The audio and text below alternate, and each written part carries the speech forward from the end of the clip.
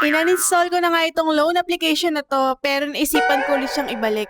Kasi titingnan ko kung mabibigyan niya ba ako ulit ng offer. At na-offeran niya nga ulit ako mga ka-reloan ng 7,300 pesos. At there's more.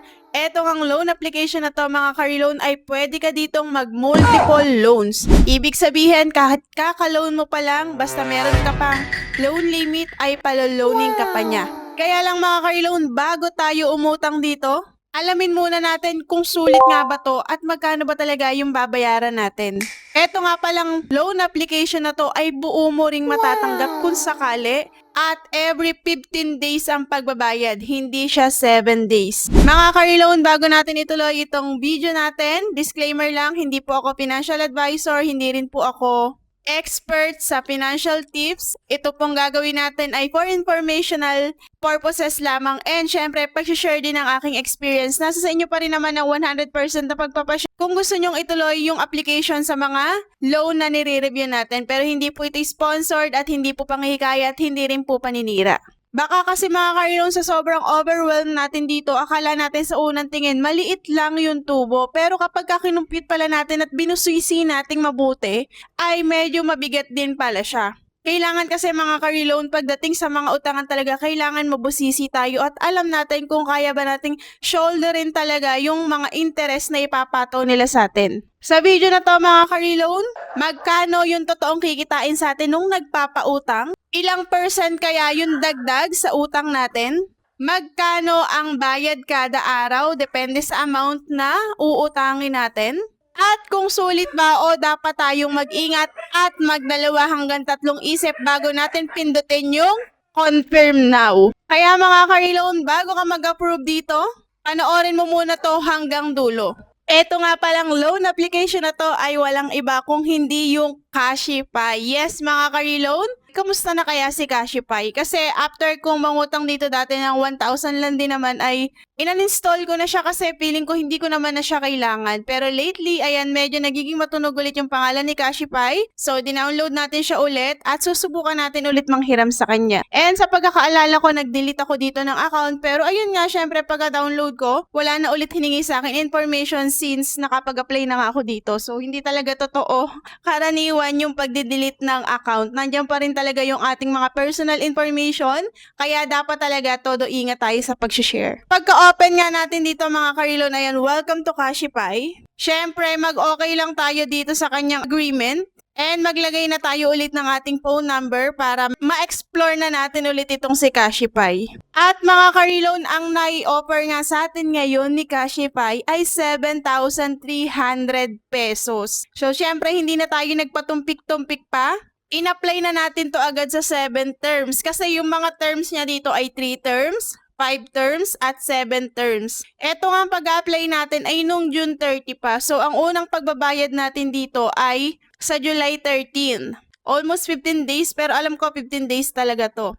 At yung 7 days nga na yun ay hindi agad totoo kasi ang terms lang na nandito ay 6 terms. Yung pang 7 terms niya ay naka-zero na yun. So, wala na kayong babayaran ng pang 7 terms. Pero kasama yun sa pag-compute ng interest niya. Kaya medyo lumiit kung titingnan natin. Kaya kung dito lang tayo magbe-base sa 6 terms, syempre mga ka-reloan ko, compute na natin yan kung sakali na gusto mo ring subukan ulit itong si Cashify kasi medyo maingay pangalan niya ngayon at medyo mataas daw yung interest niya. Kaya titingnan natin. So, kung mapapanood mo to ay talagang sigurado na malaking tulong to at magkakaroon ka na ng background. So, kung ang hiniram nga natin ay 7,300 at ang bayad natin every 15 days ay 2,333 at 6 terms yon hanggang September 26, ang magiging bayad buo kapag tinimes mo yun sa 6 ay 13,998 at ang kabuoang tubo niya ay 6,698. So, halos na doble na yung loan amount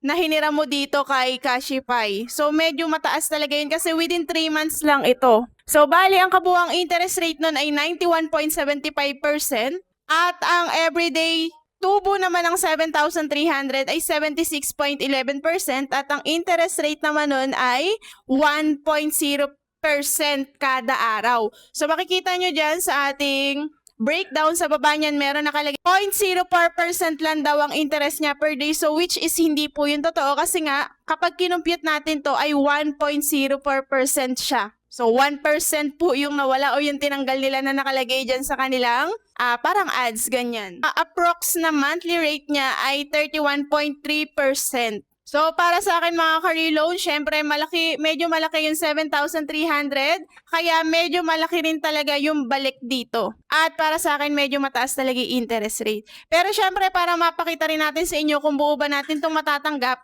ay sinubukan natin sa 1,000 pesos. At ayan, nag-loan tayo sa kanya ng 1,000 pesos at buo naman nga natin itong natanggap at same terms. Kaya lang ito, kinuha ko to ng 3 terms. Kaya lang itong 3 terms ay hindi rin totoo kasi yung 3 terms ay bali 2 terms lang. So every 15 days ay 1 month lang ito at ang balik ng 1,000 pesos ay 1,350. So meron siya agad tinubo sa atin na 350 pesos which is 35%. 175 bawat 15 days. Kasi ito ay pumapatak lang na 11.67 pesos kada araw at yun naman ay 1.17% kada araw. Medyo mababa ng kaunti kasi mas maikling term yung kinuha natin dito. At syempre, ayun, tiningnan din natin kung makakapag-loan ba din tayo agad kahit na may unang loan na tayo dito. So, ayun nga, multiple loan siya kasi hanggat merong laman yung limit mo ay pwede pa. So, pagkatapos natin sa 1,000, sinubukan ko rin siya sa 500 pesos at ayun, pinaloan niya ako. Same terms lang din naman po. So, ganun lang din. Kung 3 terms yung kukunin, ay 2 terms lang din talaga siya. Mas malaki yung loan amount, syempre, mas malaki yung tubo. Mas mahabang pagpabayad, syempre, mas malaki yung tubo. Mas maliit yung amount, mas mabilis na pagbabayad na panahon, mas mababa ang tubo. Pero overall, para sa akin po ay pwede na. Ayan, pwede nang maasahan kapag sa oras ng pangangailangan kasi talaga namang ma-approve ka and buo mo siyang makukuha. Lalo na kung may nakalaan ka naman talagang pambayad. Pero hindi ko po ito pinopromote sa inyo kasi nga sobrang taas pa rin ang interest nito. Pero compare sa ibang mga loan application na na-encounter natin na 7 days at meron pang bawas yung matatanggap natin ay mas okay na to kesa dun sa iba. So yun na lang muna mga ka-reloan yung tungkol dito sa pag-update natin kay Cashify. Ang hindi lang kagandahan talaga sa kanya mga ka-reloan ay medyo mataas ang interest rate pero kung titingnan naman natin yung good side niya ay every 15 days buo mong matatanggap at multiple loan siya. So yun lang mga ka-reloan, sana ay nakatulong sa inyo itong video natin. And please like kung napanood mo na to at kung ikaw yung unang magko-comment dito ay makakatanggap ka ng 50 pesos sa iyong GCash. At kung meron ka ring experience dito kay Cashify, ano yung masasabi mo kay Cashify? Share your experience sa ating comment section para mas makatulong din tayo sa iba nating viewers. And kung hindi ka pa nakasubscribe ay isubscribe mo na yan and hit the notification bell para lagi ka ring updated sa mga uploads natin. Sana mga ka-reloan ay makaahon na tayong lahat sa pagkakautang natin and iwasan natin yung tapal-tapal system kasi sobrang hirap malubog sa utang, halos di ka na makatulog ganyan. Kaya maging matalino tayo. Yun lang, God bless you all and thank you for watching. See you on my next video. Bye!